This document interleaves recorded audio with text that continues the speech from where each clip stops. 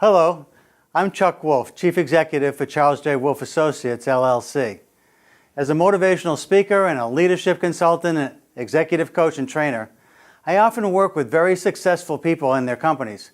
Since many can't afford a professional, I volunteer to host a radio talk show called The Emotion Roadmap, Take the Wheel and Control How You Feel, on a nonprofit community radio station in Bridgeport, Connecticut, WPKN. My reason for doing the show is to share with as many people as possible this wonderful process for helping people manage their own emotions and their relationships with others. My goal is for everyone listening to learn to use the Emotion Roadmap to make life better. As you listen to me, help others, I hope you are also learning.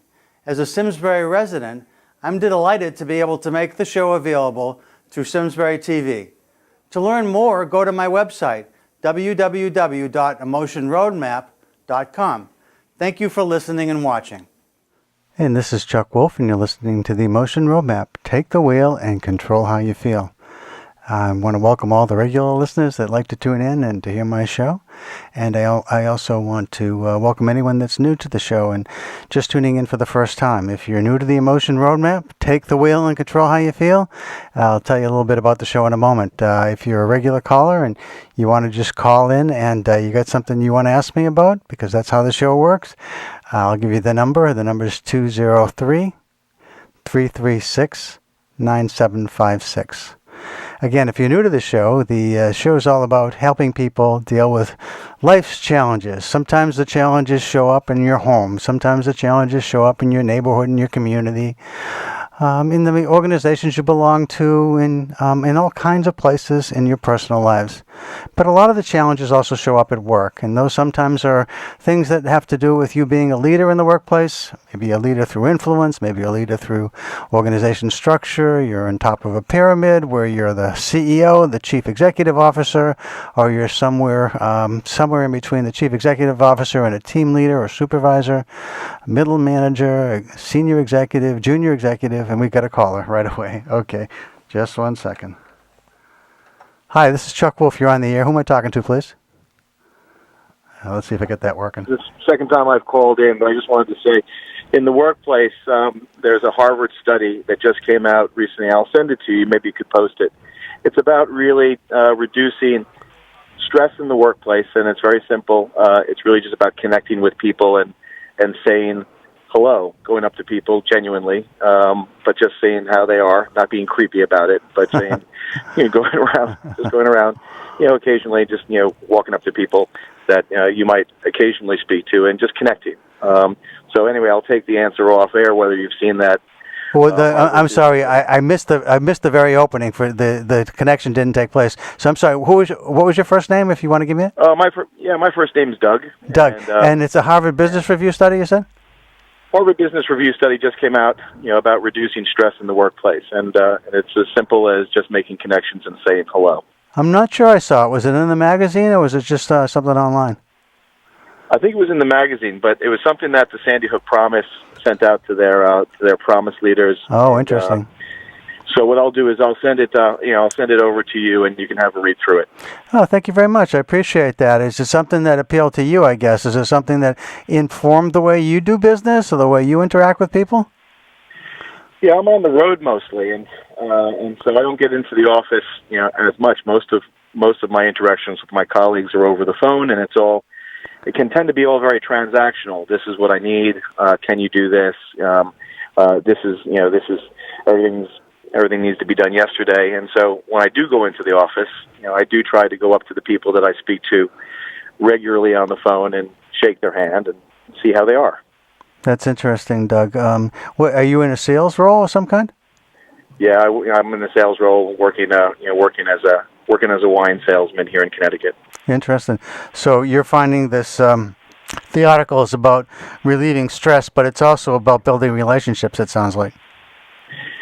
It is. It's really about trying to reduce social isolation, because people who are in very different roles than me, they work in what they call maybe sometimes a silo, and they don't they don't get out of the office that much. They don't maybe interact with our customers as much as we do, or even get to taste the wines that we get to taste. But that I couldn't do my job without them.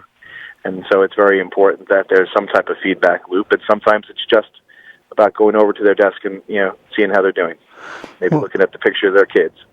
Yeah, that's interesting, Doug. I think salespeople are often taught some of this, and I don't think it's really part of any kind of leadership or management curriculum that's part of what people do in other positions in organizations. I mean, from a sales perspective, obviously, you want to build a relationship because I know this is interesting too. Just the idea that people buy rationally, I think, is not actually true. I think most of us buy because we like the people we're doing business with. We're sold on the idea emotionally more than we're sold on it rationally. And then after we make the buying decision, we justify it rationally. Does that make sense to you in your world? No, it's absolutely right. We were speaking with a colleague of mine who'd been working the streets of New York for about 20 years, and he was invited to come up and speak to a group of us, and asked what his secret was, and he said it's very simple. It's just about showing up every day, and some days we don't feel like showing up, but we just if we are the ones that just show up every day, whether it be in a sales role or whether it be in a friend who answers the phone when somebody else answers, or really just going up to people and looking them in the eye and connecting. It's not something that we do easily, but we are kind of hot wired to make these connections. We need people, and once we begin to do these very simple tasks of looking at somebody, saying, "How are you?" And being genuine about it, maybe even stopping for a moment to listen to the answer. Right. Right. We can make these connections, and they can be fulfilling for ourselves. It can make us feel better, happier, but it could also be make our colleagues and even strangers feel just a little bit differently about themselves and about their day. It's funny how much that matters to people. I think one of the key words you just used, Doug, is that you said genuine. I know, again, people can be taught techniques, and it's just to make a sale. There are other times when you are genuinely interested in the other person and in a relationship with the other person. And then I think sales just come. It's kind of curious the way it works. Yeah, if you try too hard, you tend to push people away, and can be quite annoying. Nobody likes to be sold anything, but we do like to buy, and it is an emotional thing, and it does, particularly if we're buying something that that we need for not only ourselves but our family or our friends. We like to buy gifts. These are all emotional. Right. Things. But anyway, I just wanted to touch base because I heard the word workplace, and I just wanted to share that. That's a great. Thank you so much for calling in. Do you have a way of contacting me to send this to me? Do you need my email address or? Yeah. What I can do is I can get your email address off offline or off the. Well, I'll give it to you. I'm happy when people email me. If you got some place to write something down or. Yeah, I do. Well, sure. Yeah, I'm always happy to hear from people. My email is CJ WOLFE, which is simply my initials and last name, and then just the same thing, CJWOLFE.com. Let me just make a note of that again. It's Want me to do it again? Say it again. CJ for Charles James. CJ WOLFE, like the animal wolf with an E, at CJWOLFE.com. That's easy. Great. Have a great day. Thanks very much. Yeah, thank you, Doug. I really appreciate the phone call. Okay, you take care. Have a nice day. Bye-bye. So again, if you've got something you want to call in about, the number is 203-336-9756. And as we were talking, as Doug brought up, there's plenty of places and situations in life that sometimes are confounding. And the whole show is about dealing with emotions more effectively. And that's sometimes informed by this science that's been with us for a couple of decades now. It showed up in the 1990s, and we started to talk about this concept called emotional intelligence, and that simply means being smarter about emotions.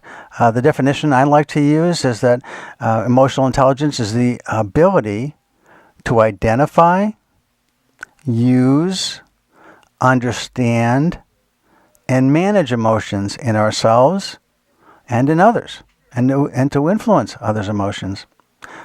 So, are you in need of a situation where you might want some help understanding what's happening emotionally? Because one of the things that's been so curious to me, and since I've been working really closely with the pioneers in this field, and have become one myself in some ways with the creation of the emotion roadmap, is I've learned that many times really smart people who are stuck, really excellent critical thinkers, are confounded by emotions. When you are sitting alone in a room somewhere and you're saying to yourself, I'm not sure what to do next.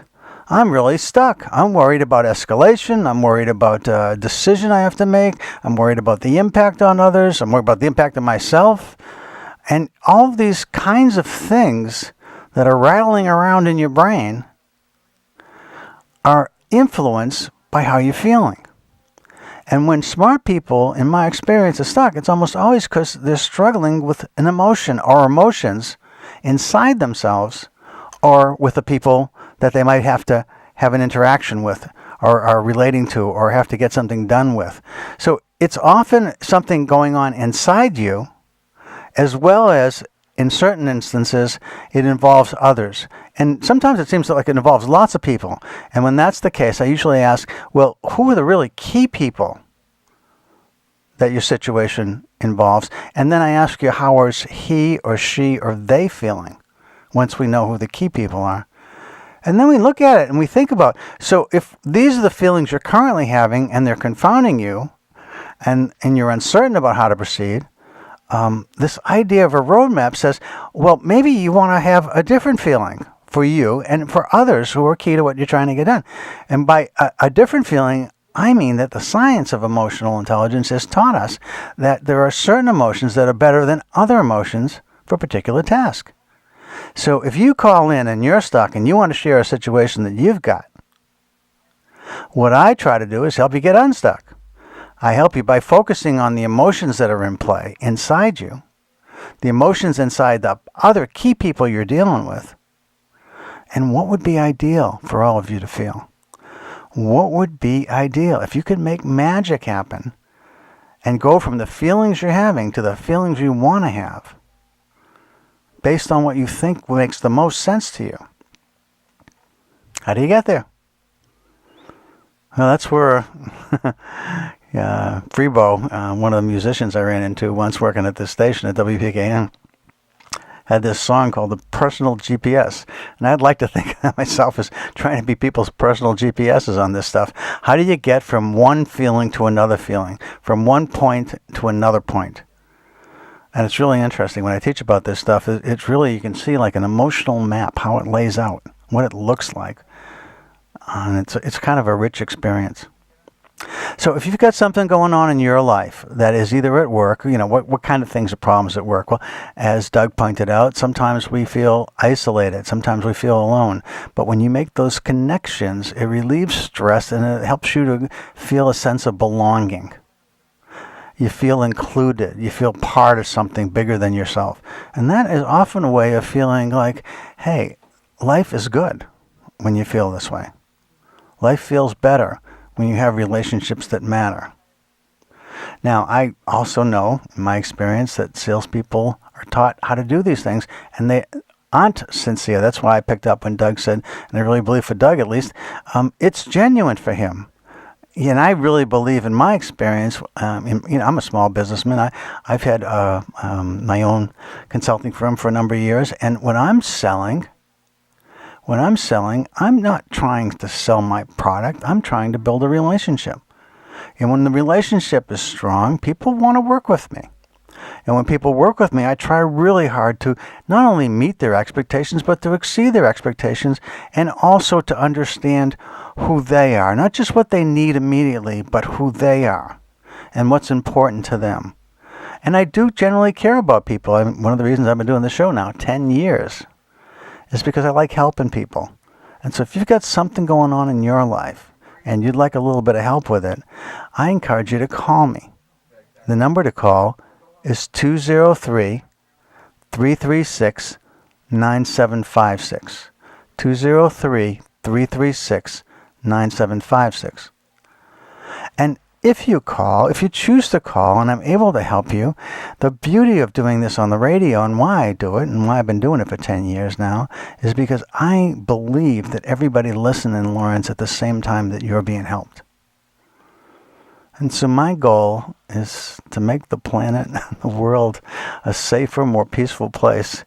And I think if we all learn more about how we manage our own emotions and how we relate to others' emotions and influence others, I think the world's going to be a better place. Now, I don't know if it's coming soon enough, but I know it's growing. I know there's a lot of schools out there now that are introducing social and emotional learning curriculums. It's great. One of the ones that I'm close to, that I've worked with closely over the years, is the Yale Center for Emotional Intelligence. They have this program called Ruler. I've done other shows about that. But it's an effort to get understanding of how emotions work into our curriculum. And I think it's really clever the way they've gone about doing it. But there's a lot of us out there these days that are long past our school years. And we're dealing with emotions every day. And we are doing the best we can with the experience and the knowledge we've gained over our lifetime. And sometimes a show like this can help you to even do better. So again, let me give you the number to call. Also, if you're new to this show, again, the show's all about helping people. It's part of our community strip from 12 to 1. I'm on the first and second Wednesdays of each month. The show's called The Emotion Roadmap. Take the wheel and control how you feel. And I'm Chuck Wolf. So if you're just tuning in for the first time and you got something on your mind you'd like to share, please give me a call. And don't wait till the end of the hour. A lot of times I'll get somebody just thinking about it. They hear a few other people get on the line and they get some help and they think, you know what, I'm going to call this guy. I'm going to call this show and see if I can get some help from me. And then they call like at 12:53 and I have to be off the air at 12:55. So I don't pick up because I can't help you at that point. And I'm not taking phone calls off the air because the volunteer time is when I'm on the radio, because I think by helping you, I'm helping so many more people, and that's the goal. So again, the number, I'll give you the number, and I'll wait a moment to see if anybody wants to call. If you don't call, I often have themes that I bring with me to talk about in the show, and I've got a few that I think are worth sharing today. But anyway, the number to call is 203-336-9754. 203-336-9754. And we've talked about what happens in the workplace, but a lot of the callers that I get are people that are dealing with things in their homes. Challenges with their partners or spouses, and with their in-laws and outlaws, and with their children, with their aging parents, with their neighbors. There's lots of places where challenges show up in our lives that involve strong emotions. And the show is all about helping you deal with your own emotions and with others' emotions in a way that's constructive and helps you to plan for what you want to feel. The exciting part of emotional intelligence for me is this concept of planning what you want to feel as opposed to just having to deal with how you are feeling. In my experience over a lot of years, I used to be a family therapist. I've had some wonderful work experiences. I was, for a period of time, I was an organization behavior research associate at Harvard Business School in something called the Executive Program for Management Development. I also worked for Exxon in training and development as a director of leadership, leadership development, a director of organizational behavior. I also did some work in Hartford Insurance for 10 years as director of leadership and management development. And I've also had my own career for now almost 25 years in my own business, which has been dedicated to helping people understand how human behavior impacts our capabilities, our competencies, our ability to get stuff done. And so if I can help you, either at work or at home on this show, I'm helping everybody who's listening by teaching people how to use this emotion roadmap. And the way it works is I ask you a little bit about your situation. Just tell me a little bit about what's going on for you. And then I try to determine with you what it is you're feeling and what might be ideal for you to feel. And then anyone that might be key to what you're dealing with, how is he or she or they feeling? What would be ideal for them to feel? And together we work through that. And amazingly, and often in less than 10 minutes, I'm able to help somebody who's been stuck for quite some time sometimes. So anyway, if you want to call in, the number to call is 203-336-9756. And I'll give you a moment. 203-336-9756. If you got something to say that you think's important to share, that you want some help with, please don't wait. Call early in the show when I've got time to help you. 203-336-9756.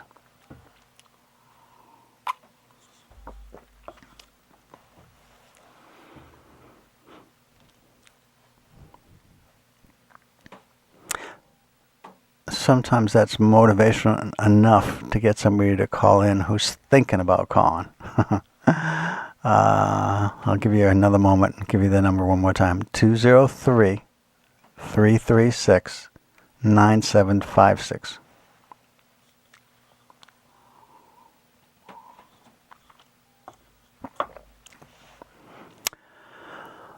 Okay, well, no one's calling right now, but that doesn't mean you still have a little bit of time. Oh, here we go. Thanks. Hi. Hello. Let's see. Hi, this is Chuck Wolf. You're on the air. Who am I talking to? Hi, Chuck. Jean. Jean. Thanks, Jean. How can I help you?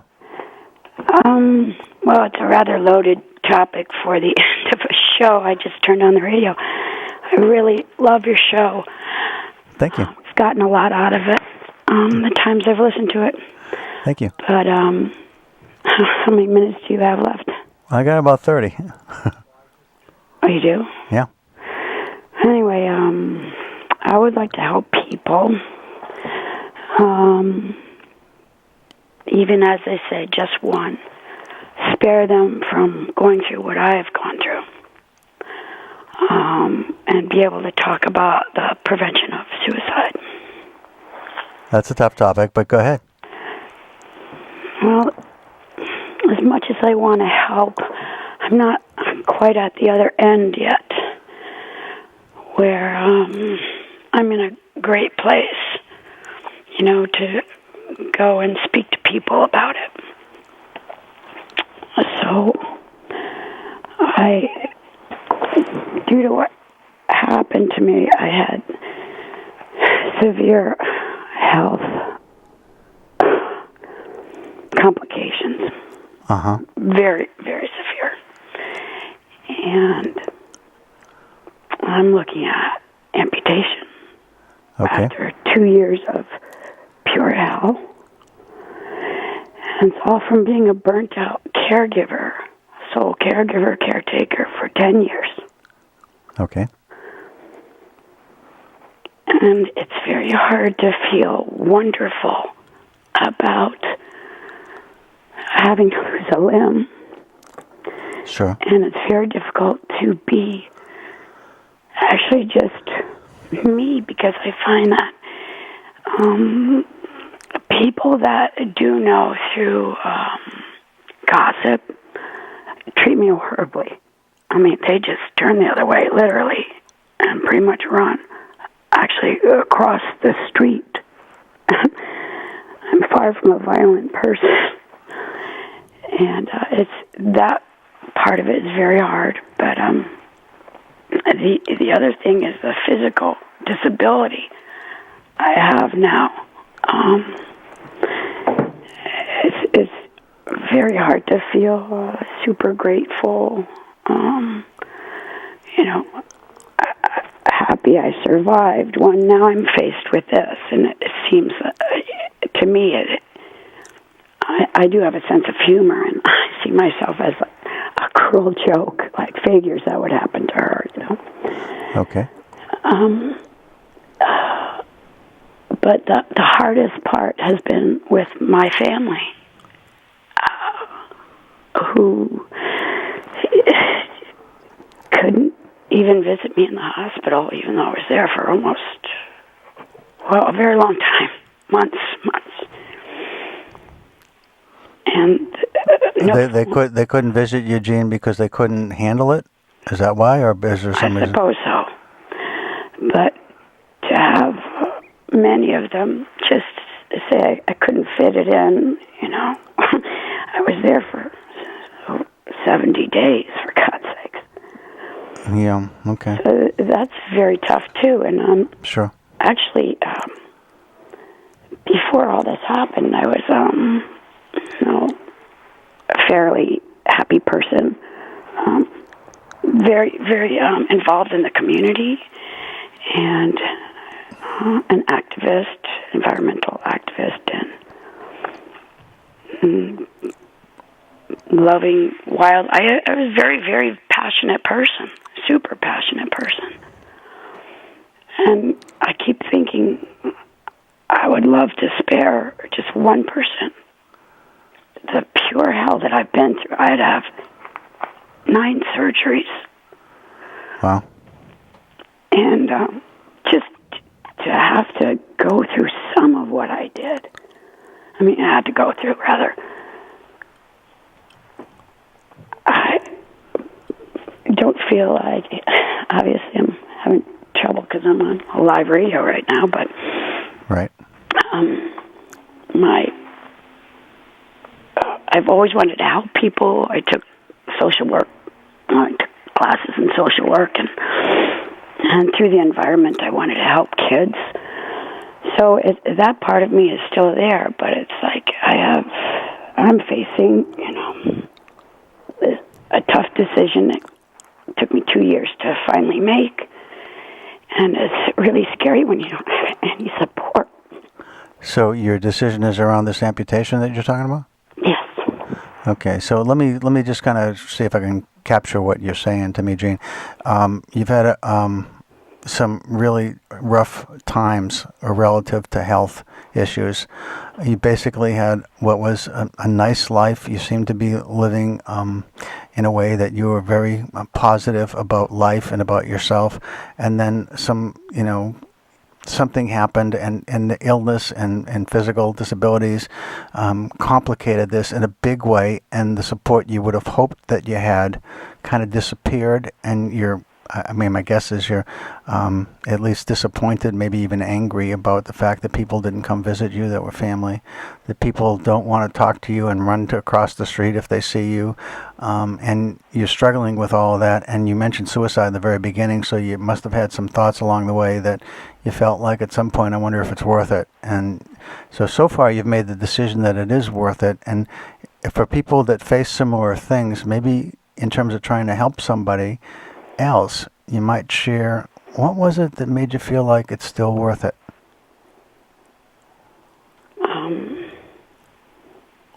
Which question? I'm not certain what I'm being asked. The big question is, you went through a lot of pain, you had some disappointments in relationships. I mean, did I get that right? Yeah. And you said you mentioned suicide, so you must have had some thoughts about suicide along the way. Is that also correct? Oh, no. I'm sorry, I didn't make that clear. Oh, okay. I'm the survivor of a very serious suicide attempt. The repercussions were that physical, is physical disability due to a serious suicide attempt. Oh, no, this is something that you did? Yes. Oh, I see. That's why it's very tough to make a call like this. But yeah. Even in a short conversation on the radio, if I could help. It sounds so cliche, but really, that's how you think. One person, just spare one person what I went through. Well, I'm trying to think of what, is there something that you got from this experience that failed that you think is worth sharing with someone else that might be helpful to someone who's thought about these things? Is there some message that you want to get out on the radio that you called for? Or you're looking for some help from me in something? Well, kind of both, but I did have this, I have to say, extraordinary experience. Why I'm alive today, because I shouldn't be. Okay. And I couldn't have predicted this ever. And in fact, I hadn't planned on even doing it that day. It was just when you're in a very depressed state and all you hear is about suicide prevention, it almost sounded like a commercial to do it when you're that depressed and that hopeless. But other than that, so I decided I would end my life, and I end up unconscious. And I end up waking up after almost 20 hours of being unconscious. And the reason I'm alive today is because if this wasn't a God thing, I don't know what it was, but I can't take the credit for being alive today. I felt a bolt of lightning. It was like a bolt of lightning shoot through my body. And all it was power in the will to live. It was just will to live. And I'd never, ever experienced any kind of sensation like that ever in my life.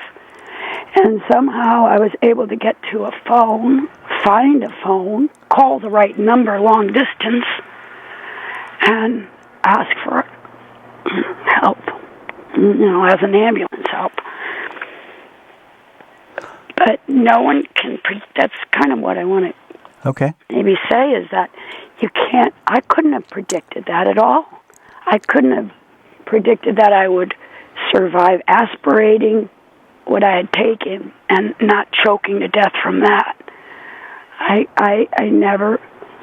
have never heard of any kind of what I just described happening to anyone else, but my conclusion from what I experienced is that, as they say, nothing's guaranteed, but had I, it's hard to put into words, but there was, I was telling a social worker that you never think about someone's will to live. You ask, how are you doing? Okay, fine. And we say, how's your will to live today? It's an unspoken feeling. It's interesting. But so it was wonderful, but then at the same time, I had no idea how. I knew I was dying, but had I known what I was headed for, I don't think I would have made that call. Interesting. By the way, are you in some place where there's a bird? Sounds like there's a songbird in the background. Yeah, it's a cardinal. Sorry. No, actually, it's quite beautiful. I know, I love it. Yeah, it's interesting, and listening to you talk and have that in the background. So, if I got you, what kept me alive, Chuck. It's interesting. I'm not kidding. Well, one of the things that's coming across, Gene, is that there's some.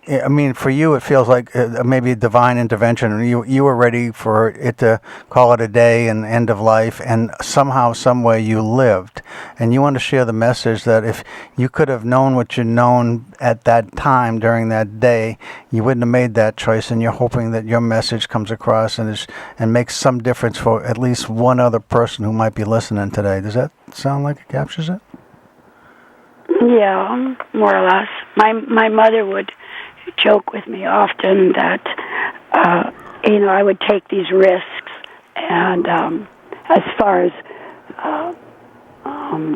climbing ladders and doing things I up a few stories and just things like that. And I'd say, well, the gutters are cleaned out. She said, oh, why do you do that? She says, you. I said, well, I don't care if I die. I didn't care. And she said, you might not get that lucky. You might not die. Yeah. And that's kind of it. It's like you don't want to go on speaking to younger people and say, you don't want to screw up, Well, yeah, it's interesting, Gene. So I think if I caught most of what you wanted to say in terms of your message, what might be the help that you want? You want to feel differently going forward? It's hard to be alive, and not. I mean, with people who know. I find it much easier when I was an athlete. I was a runner, and I was a person who passed the person on the sidewalk who was having trouble walking. Now I'm that person. I see. And it's so it's so difficult to all of a sudden be on the other side of things. So do you want to find some acceptance with how you are today? Is that part of what you want to feel? And actually, Chuck, you're absolutely right. That is, I have found that even with talking to strangers, when I see people's looks, and they go right down to my leg, and I feel like a freak, and it's horrible, and I've found it's much easier when I'll just say it was a blood clot, and start talking about that at least, and then people would just ease. You could see just a glimpse of relaxation in their face because they're tense. I could see their tense feelings, and it immediately relaxed both of us when I would just talk about what happened, not the suicide part, but the health part. so you have some success in what you just said by learning a little bit about how you might share what's going on with you in ways that relieve the stress when you're talking with someone else. Correct? Yes. Is there some way that we might build on that, do you think?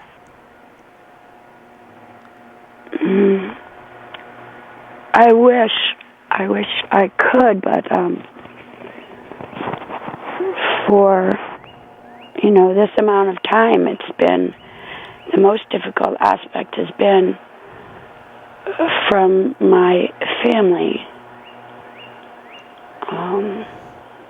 and people are so quick to judge. They have no idea. Everyone says, or they believe it's a selfish, what a selfish thing. People, that's so selfish. And when people say, I thought everyone would be better off without me, that's what I believed. Yeah. I was so burnt out, I gave all my energy to someone else. Mm-hmm. And I had none left for me. And I didn't take care of me. And I drove to all the doctor appointments and every single medical appointment for someone I loved, but didn't take care of myself. It's interesting. And by the way, Gene, that's another part of the message. Let me stop you for a second and just share something, because one of the things that's happened over the years that I've been doing this work, I have found that there are strategies, actual strategies that they don't work for everybody, but certain strategies that you may not have thought of on your own might work for people. And just one of them is this idea of what you just shared. And I want to talk about this for a minute, because there's lots of people that go into caring for others because they feel that's a wonderful thing to do with their life. But sometimes it strikes me, there was a metaphor I once heard that really seems to capture this. It's it's when you're on a plane and you see a parent and a child, and the flight attendant explains that if we need oxygen and the oxygen masks drop, your initial reaction as a parent might be to stop and put it on your child, but by that point you might pass out and not get it on your child, and you both might be in trouble. So the first thing you have to take care of is you, so you can continue to help your child. And that's one of the things that I advocate for people is to understand, is to pay attention to what's going on inside you, to understand when your emotional abilities are running low. It's kind of like your gas tank is on empty and you only got 10 miles left, and you got a little indicator that goes off. You need that to be in your brain too, that says, I got to stop taking care of others and take care of me, because I'm not going to be any good to anybody in a very short time if I don't pay attention to what's happening inside me. Yeah, that's true, and I've known those things, and I've heard that exact example used.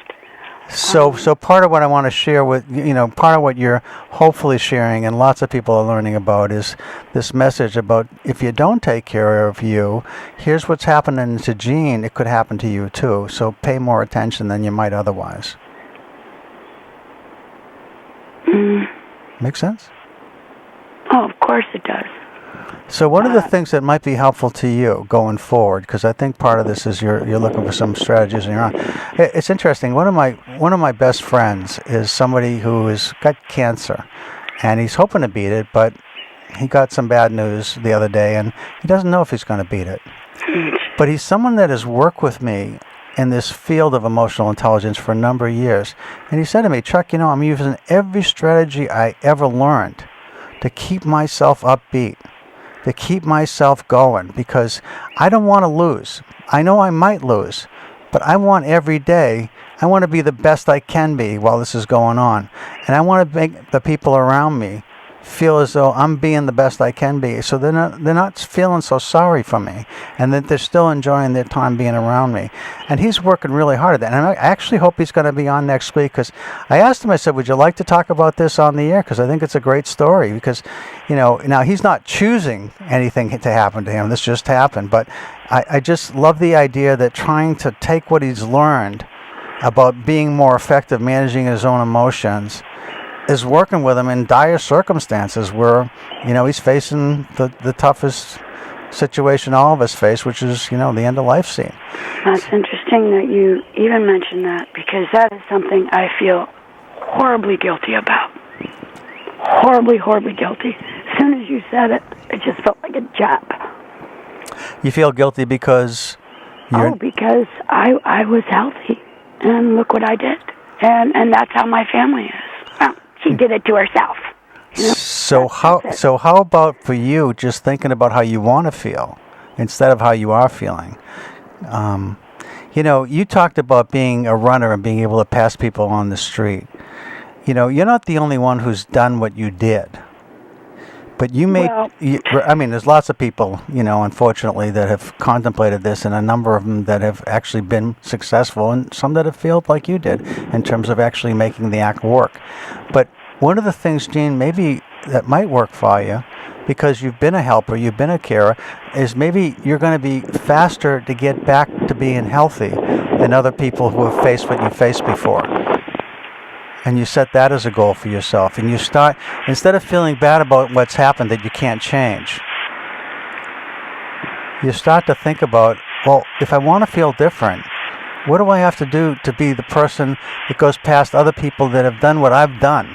As horrible as it might seem, I want to be someone that gets past this and finds some way to make something meaningful happen going forward. With or without limbs. I mean, part of this is what's going on in your brain and what we say to ourselves. Right. And the self-talk is so critical, because the self-talk right now, a lot of it for you is punishing. It's, it's self-recrimination, it sounds like. And if you can change that, and the only way you change that is to change the feelings that are driving that talk, is if you have some kind of vision for what could be in your life that you could do differently, and be a role model for people that have felt what you felt, managed to survive, and somehow turned that into something positive in their lives. That's the challenge for you. People could immediately they think, oh, well, what happened to your poor mother? I mean, like, oh, how terrible. How could you do that? I did what I did so my mother would get better help because my family wasn't listening. And I knew that I was told by 2 siblings that no one wants to visit because of you. And I knew I was just being scapegoated. It was just an easy excuse not to come and visit because I stayed out of their way anyway. But, well, let me say a couple things that might be a bit helpful to you. You're someone that is has really thought about this a long time, Jean, and you have a lot of insight into what's happened to you. And you talk about it, and I mean, I know it's uncomfortable, but you can talk about it. You talked about how if you can just tell somebody what's happened, it kind of relieves the stress going forward. And I said, maybe you could build on that a little bit. And then I said, maybe you could create a vision for yourself about how to be different. I mean, you're a smart person. That's pretty clear. You've thought about this a lot. What you need, in my mind anyway, is something that inspires you, a vision of the future that says, given my limitations, what can I do with my life that's going to be positive? And how can I be a role model for other people who have faced this uncertainty, this difficult choice, and somehow survived it, but feel guilty like I'm feeling? Instead of feeling that self-doubt and self-recrimination, how do I turn this into something positive so I become more of a role model for what I want other people to be able to experience? That's why you called. And that's what you did today. And maybe you just need to do more of it. More of what? Talking to? More thinking about how do I help other people escape this self-recrimination, this self-doubt, this uncertainty, this guilt that I feel. How do I first help myself, and then? Well, first of all, it's a heavy depression I'm in. Right. I mean, I would joke with very few people about there's no, suicide failure club. Yuck, yuck. Maybe this should be, and maybe you should be. Maybe that's something you start, Gene. I mean, you can't have a suicide success club. So no, you can't. You have suicide failure club, and I kind of saw it as a New Yorker cartoon, but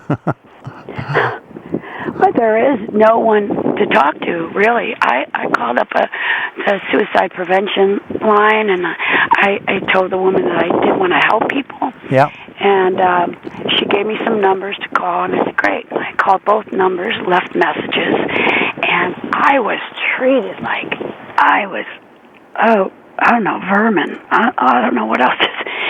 You, I mean, could you come to one of our meetings? Like, you're the people we hate. You're the people who cause us all this pain. I mean, she didn't have to say it, but I could just feel it in her.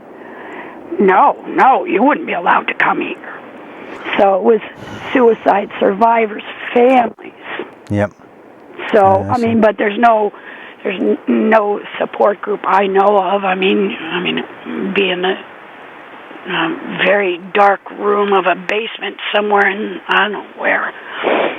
Yeah. Okay. So I don't have any answers for you there because I don't know of any. I don't know of any you're either. In the field, so I'm just letting you know there's no help for people like myself.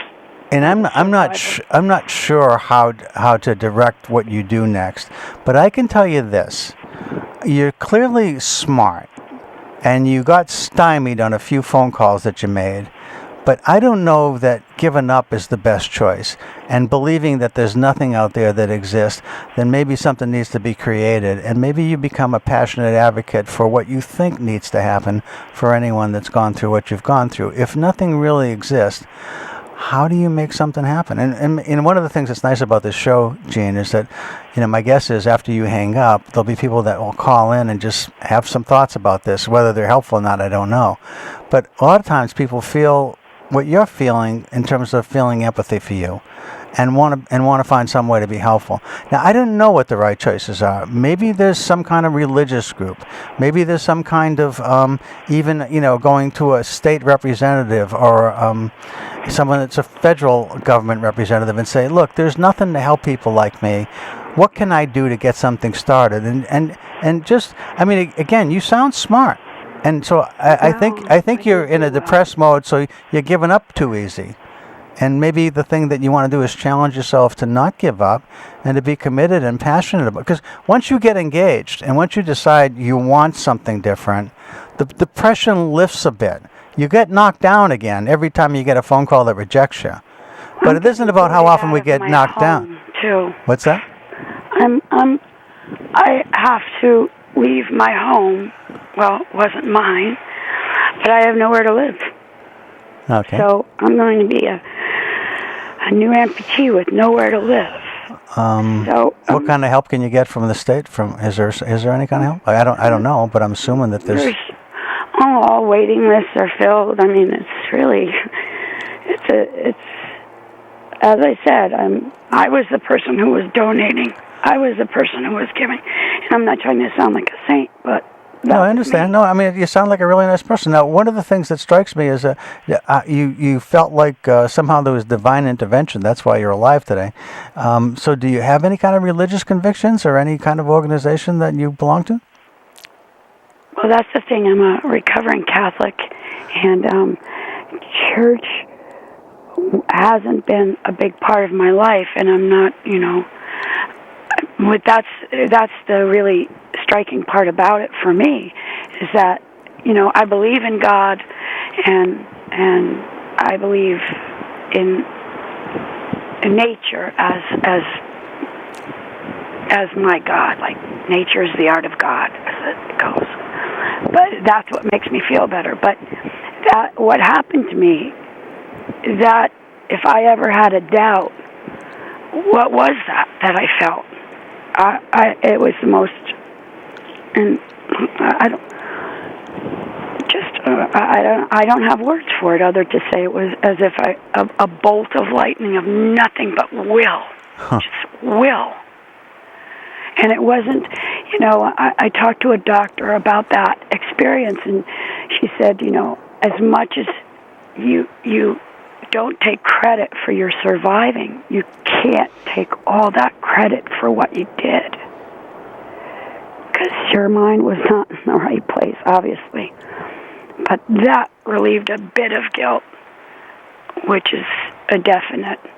So let me make a suggestion, because I'm going to run out of time. And I'm sorry. I'm feeling guilty already. Get off the phone. Get off the phone. No. But I do want to just at least toss out a couple things. Now, sometimes it's better if these things come from you alone. But you've given me a few things to think about, and let me just kind of throw them back at you for things that, not necessarily that are going to be helpful immediately, because I think you got some survival issues. You got to deal with the idea of having an amputation. That's one thing. You got to deal with finding a new home. So the first things for you is you got to survive. And that's the principal things. And I think if whatever energy you have, you have to turn into, where do I go to make that happen?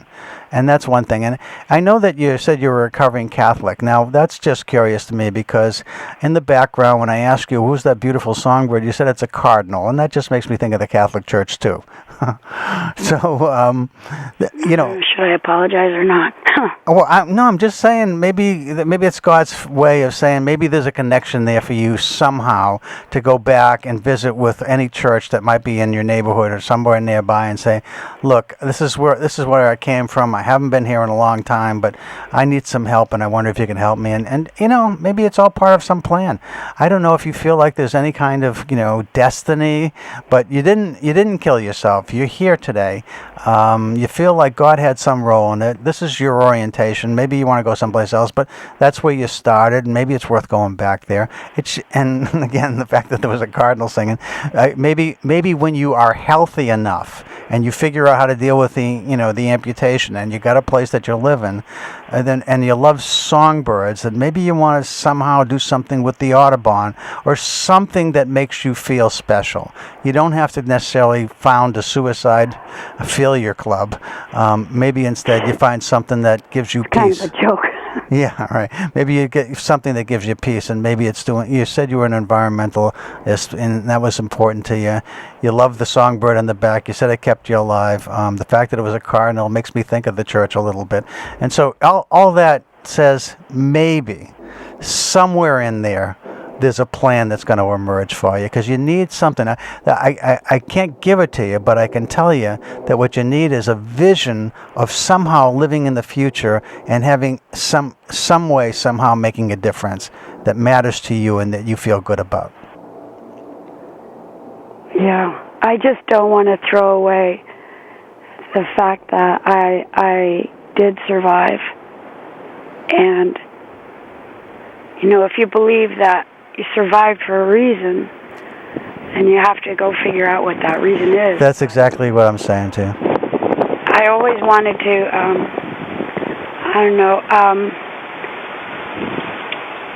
make a difference and just help people in some way. I always did, and for me that was through nature.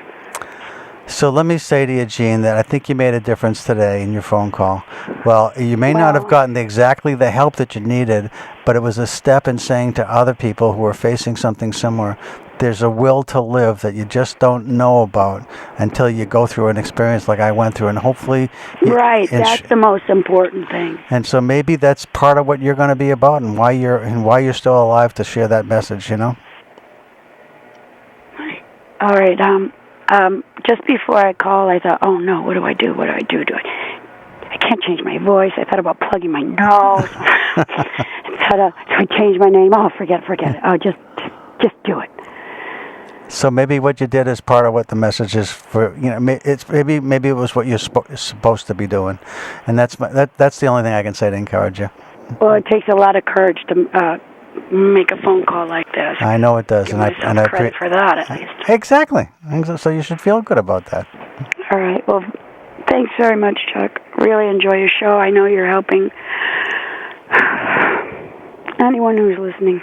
Thanks so much for the call, Jean. And right. At some point when you figure out some stuff, give me a call back. All right. That'd be nice. Okay. Thank you. Take care. Bye-bye now.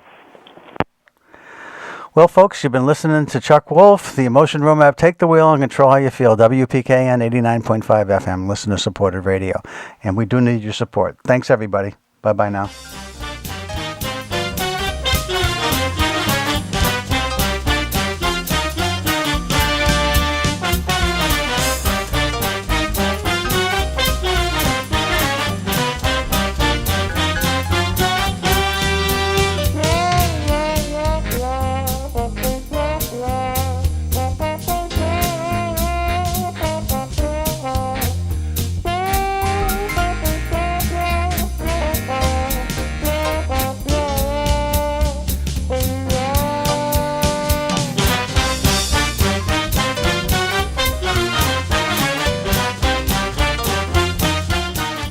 Funding for Simsbury Community Television is provided in part by contributions from viewers like you.